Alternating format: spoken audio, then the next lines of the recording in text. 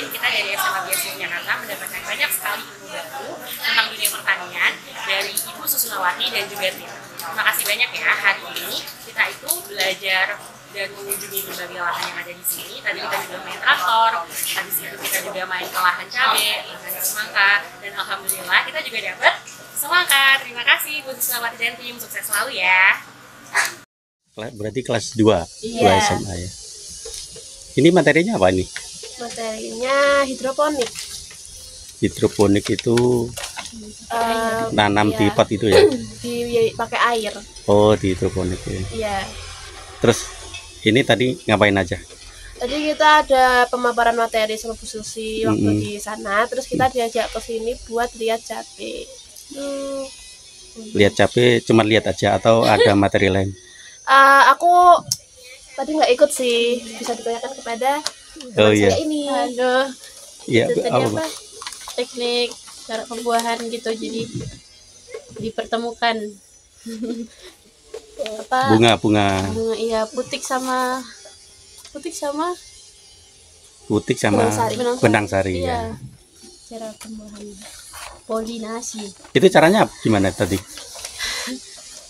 Tadi Bisa itu dijelaskan? pertama ada bunga kuning gitu kan, terus itu dibelah jadi 2. Di situ kita nyari apa ya namanya itu, yang ijo-ijo gitu. Yang bakal bunga itu ya, Iya. bakal buah. Nah, itu putih-putihnya diambil dulu. Mm-mm. Sebentar dicopot salah satu ijonya biar untuk nandain kalau itu udah diserbukin gitu. Udah diserbukin gitu. Jadi pertemukan terus dialis-alis gitu. Seru enggak itu? Seru. Ilmu baru. Ilmu baru ya. Jadi kalau belajar tani mungkin di sekolah aja ada pelajaran biologi kan, tapi kan belum ada bayangan gimana bentuknya penyerbukan tuh sebenarnya. Terus tadi baru tahu kayak gitu ternyata. Iya. Ya begitu. Ya begitulah. Menarik enggak jadi petani? Menarik sih. Menarik. Mungkin nanti aku mau jadi juraganya aja. Oh, juragannya. Kalau nggak ada petaninya, yang dicuragani siapa? Ya kan pastinya kan karena aku juga melihat dari data-data itu kan banyak sekitar 14% orang Indonesia itu menganggur kan. Nah, jadi aku mau membuka lapangan pekerjaan biar mereka itu bisa kerja, biar menurunkan tingkat angka pengangguran di Indonesia. Begitu. Seperti Mbak Susi yang lakukan ini ya. Ya. Jadi petani tapi petani yang plasma ya dia. Iya. Dia mengelola plasma kan. Iya. Jadi sebenarnya aku ini jurusannya IPS ya, jadi tidak dapat materi-materi biologi guys. Dapat sih dulu waktu SMP. ada untuk apa? Kemauan itu bisa dilakukan. Itu ada disampaikan ke teman-teman yang lain. Petani itu seperti apa? Ternyata menarik atau apa? Ya, petani itu menarik sih dan juga sangat dibutuhin ya, karena kita juga perlu bahan pangan yang kayak sayuran, buah-buahan itu tuh dari petani. Kalau misalkan nggak ada petani, kita bakal bingung kan nyari makanan itu dari mana, dan kemungkinan besar kalau misalkan nggak ada petani lagi di Indonesia, kita harus impor, dan impor itu mahal, lebih mahal. Terima kasih Mbak, semoga hidup Mbak siapa tadi? Mbak siapa tadi? Nabila. Mbak Nabila nanti sukses. Amin. Ya, bisa menjadi orang yang istimewa di Indonesia seperti Mbak Susi ini juga, dia mutiaranya orang Indonesia di bidang pertanian. Teman saya didoakan juga dong. Iya. Namanya siapa nih? Namanya Hani. Hani. Ayo yang disampaikan apa? Pesan-pesan gitu. Iya, iya. Iya, karena tadi aku juga bilang ini pertama kalinya aku dapat ilmu kayak tadi. Ini seru sih, seru banget, menarik. Iya begitu, menarik. Menarik. Tadi nama siapa? Nabila. Hani, ini Nabila nih. Oh iya. Hani. Iya. Mbak Ani kecil tapi nanti semoga seperti Mbak Susi kecil juga jadi orang sukses. Iya. Ya. Amin. Pengennya jadi apa sih? Kalau aku sih masih ganti-ganti cerita, tapi akhir-akhir ini aku pengennya jadi psikologi. Oh, psikologi ya. Psikologi. Aku juga sebenarnya di tempat kita itu, di tempat di Indonesia kan, yang kita kenal kan cuma stunting kurang gizi atau apa. Ternyata fenomena di kita itu ada stunting psikologis. Tahu enggak maksudnya? Gimana? Jadi stunting psikologis itu anak itu di dalam keluarga itu sudah mempunyai masalah gitu loh. Jadi banyak menimbulkan seperti kayak perbuatan kelitih gitu ya. Nah, itu nanti semoga bisa memetakan stunting psikologis itu bagaimana terapinya gitu. Iya. Ya semoga nanti bisa kuliah di psikologi. Iya. UGM ya. Iya UGM. Oh ya. Iya. Kita doakan sebagai orang tua. Kalau ini nanti pusatan berarti ekonomi ya. Fakultas aku ekonomi. rencananya kalau nggak akuntansi di manajemen, Iya, kalau nggak ya bagus. hukum. Iya, iya. Makasih, Mbak. Ya.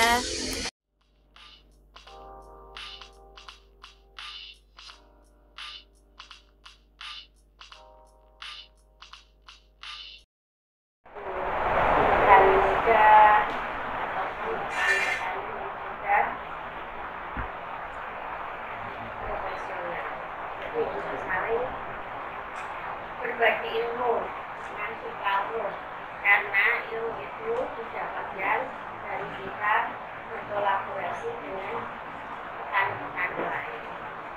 Karena semakin ke depan ilmu itu semakin perubahannya semakin banyak dan teknologi pun semakin modern.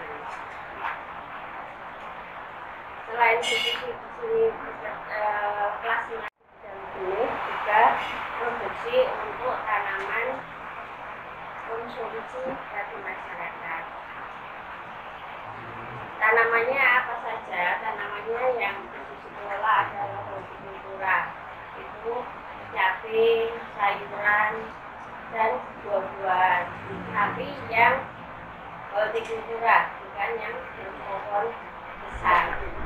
Jadi kayak kalau buah itu kayak melon, semangka, tomat, sayuran, hampir semua sayuran.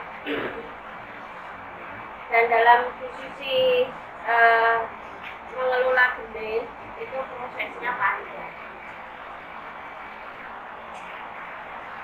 Dan juga sebelum benih itu bisa diproduksi harus demplot. Demplotnya itu tersebar hampir ke seluruh Indonesia. Karena semua demplot itu harus menyesuaikan dari dataran. Ada yang penduduk itu berdataran tinggi, ada yang berdataran menengah, dan juga ada yang dataran rendah. Dataran rendah itu gampangnya seperti di pinggiran pantai, Kulon Progo, Purworejo itu dataran rendah. Kalau di sini kita datarannya menengah. Itu semua harus menyesuaikan. Tidak bisa tanaman yang ditanam di sini, jenis sagu keriting di sini ditanam di dataran tinggi, tidak bisa. Karena nanti untuk tanamannya, perubahan bentuknya, dan untuk ketahanan dari hama, baik itu hama pakai ataupun yang lainnya, itu nanti dari dataran tinggi seperti cabai besar, tomat besar itu ditanam di dataran menengah atau dataran rendah juga tidak bisa. Karena apa? Kekuatannya tanaman yang di dataran tinggi nanti kalau di dataran rendah nanti jadinya kena virus, layu, terus nanti buahnya harusnya besar jadi kecil.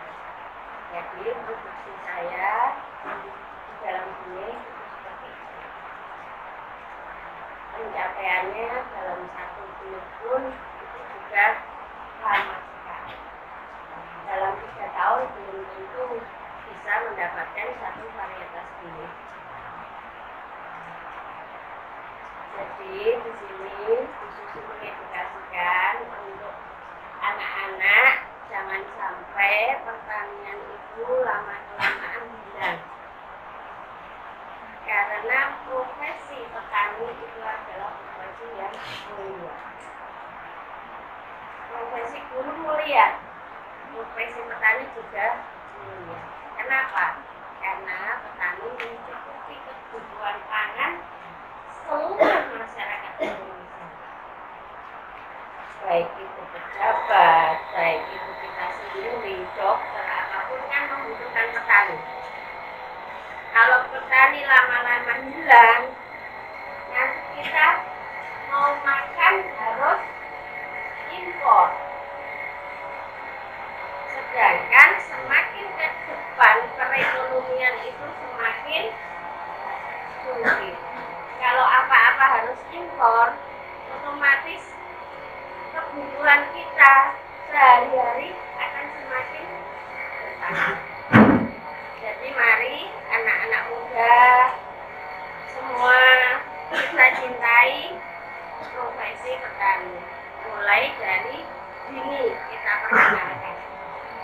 Petani itu tidak rendah. Banyak yang lulusan sarjana, orang tuanya juga petani. Banyak yang naik haji juga petani. Jadi dalam hal ini petani memang kotor. Kadang anak-anak semuanya kadang nggak mau kotor ya. Padahal petani itu kotor tapi keren. Kerennya kenapa? Kerennya bisa mencukupi semua kebutuhan di semua kalangan. Jadi semua itu nanti kita sosialisasikan untuk mencintai petani dari sini termasuk adik-adik semua. Jadi nanti kita perkenalkan gimana caranya menanam, gimana caranya merawat, gimana sampai proses bisa panen. Memang dalam hal ini resiko petani apa? Panas, kotor, kadang harganya murah. Itu yang kadang bikin petani kesel, kecewa. Tapi kalau kita bisa memanage dalam hal rotasi pertanian atau nanti kita program pertaniannya ditata secara bagus, itu untuk harga kita bisa menstabilkan tinggi. Jadi kita harus bisa memandang, jangan cuma memandang karena sekarang kayak mungkin adik-adik lihat di YouTube atau di media atau di TV harga mahal, petani seneng, terus semua tanam. Disitulah nanti yang akan membuat harga itu menjadi murah. Jadi kita harus pandai melihat situasi, melihat program tanam. Jikalau di sana tanam cabai banyak, kita beralih dulu tanam sayur ataupun tanam buah. Nanti jikalau cabainya mulai banyak kan harganya turun, tapi harga sayur buah tetap stabil. Di situ kita bisa menjaga untuk menstabilkan harga. Nanti setelah cabai habis, otomatis nanti kita mulai menanam cabai. Disitulah kita akan mendapatkan harga yang bagus. Jadi di sini nanti untuk program tanamnya nanti di sini perkenalkan satu-satu. Adik-adik semua sudah kenal dengan pertanian? Belum. Makanya tadi tak salaman tangannya halus semua. Karena pegangnya pulpen ya. Kalau Bu Susi tangannya udah kasar. Tapi Bu Susi nggak pernah jenuh dalam bertani. Baik nanti di harga murah atau harga mahal, Bu Susi tetap tanam. Tapi dengan berbagai macam. Kalau untuk plasma itu untungnya kita sudah di harga kontrak, jadi tidak terpengaruh dengan harga pasar. Di samping itu, gimana untuk mendapatkan hasil yang bagus itu adalah dengan cara perawatannya, pola tanamnya, terus nanti dengan cara pengairannya, itu semua harus bisa tertata dengan baik. Dalam hal perawatan itu nanti jangan sampai kita merawat tanaman, pengobatan nanti setelah tanaman itu rusak. Tapi harus secara rutin kita merawat tanaman tersebut. Seperti kita makan 3 kali sehari. Tanaman itu juga perlu makanan. Kadang petani memberikan subsidi 1 minggu sekali. Ada dari proses kita tanam, tanaman itu juga perlu air, perlu makan. Jadi mulai dari 7 hari tanam juga harus dikasih nutrisi. Nutrisinya berupa pupuk, terus nanti berupa cairan dari kotoran hewan, untuk bisa tanaman itu tetap stabil, tetap sehat. Terus tanaman kan juga seperti kita, kadang sakit, tapi sebelum sakit kita harus minum vitamin. Di sini tanaman sebelum sakit juga harus kita rawat dengan apa? Penyemprotan secara rutin. Dalam hal rutin tidak harus setiap hari, 3 hari sekali dengan dosis yang rendah. Dan nanti dengan perawatan tersebut, biarpun kanan kirinya nanti ada banyak yang tanam, hama itu tetap bisa terkendali. Beda kalau perawatan penyemprotan secara 1 minggu sekali. Apalagi nutrisinya tidak ada, kekuatan tanamannya untuk menahan hama atau virus itu tidak bisa. Jadi perawatan tanaman itu sama dengan kita. Harus dikasih nutrisi, harus dikasih vitamin, harus dikasih obat, supaya keadaannya tetap stabil, tetap bagus, dan bisa memproduksi hasil yang bagus. Di samping itu ada beberapa jenis penyakit yang banyak sekali dikeluhkan oleh semua petani. Antara lain itu adalah yang sekarang marak dari tahun 2016 itu adalah virus.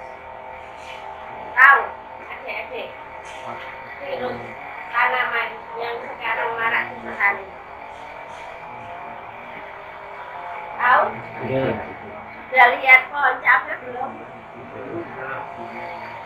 Sudah lihat pohon tomat belum? Nah, virus yang sekarang marak itu dulu itu cuma di cabai, tapi sekarang di kacang panjang, terong, tomat itu sama namanya. Virusnya yang cabainya menjadi bule. Kacang pun yang harusnya tidak bule sekarang juga kena bule. Terong juga kena bule. Itu penyebabnya apa? Penyebabnya satu, bisa karena benihnya bukan benih yang tahan virus. Benih yang tahan virus itu benih F1. Benih hibridan. Kalau yang tidak F1 itu adalah benih lokal. Benih lokal itu adalah benih yang diambil dari tanaman yang ditanam bagus, diambil tanpa proses polinasi, itu namanya benih lokal. Kalau benih lokal itu untuk ketahanan virusnya lemah sekali. Layu bakterinya juga tidak bisa secara 50% karena tidak ada kekuatan. Tapi kalau dengan benih hibrida, benih F1 itu adalah benih yang melalui polinasi. Tahu adik-adik apa itu polinasi? Tahu nggak? Polinasi itu persilangan benih antara benih jantan dan benih betina. Sama kayak manusia. Jadi dalam menciptakan benih F1 itu harus mencari induknya yang bagus. Kayak adik-adik besok mencari jodoh bukan dari kaya atau miskin ya, tapi dari genetiknya. Genetiknya dari umpama besok aku pengen anakku putih, pengen anakku pinter, nah itu dari genetiknya. Dilihat dari persilangan antara kuning sama putih, kulit kuning sama kulit putih, nanti jadinya putih. Nanti harus dari genetiknya pingin IQ-nya bagus, pintar. Nah, di situ adik-adik bisa melihat, oh kayak temenku pintar ya, oh itu temenku sedang. Supaya besok anakku pintar, berarti aku harus bisa mendapatkan itu. Itu seperti itu. Sama dengan saya plasma produksi benih F1 itu juga induknya harus dicari yang benar-benar kuat. Pengen tomatnya nanti itu besar, buahnya merahnya bagus, tanamannya kuat, lah ini saya harus mencari genetik yang bagus. Di situ nanti baru tercipta benih-benih F1 yang tahan virus, warna buahnya bagus, bentuknya bagus, tahan layu. Itu di situ dalam seleksi mencari benih F1. Itu prosesnya panjang. Nanti kalau dijelaskan masih belum, istilahnya menerimanya masih belum bisa bagus. Nanti adik-adik saya kasih prakteknya.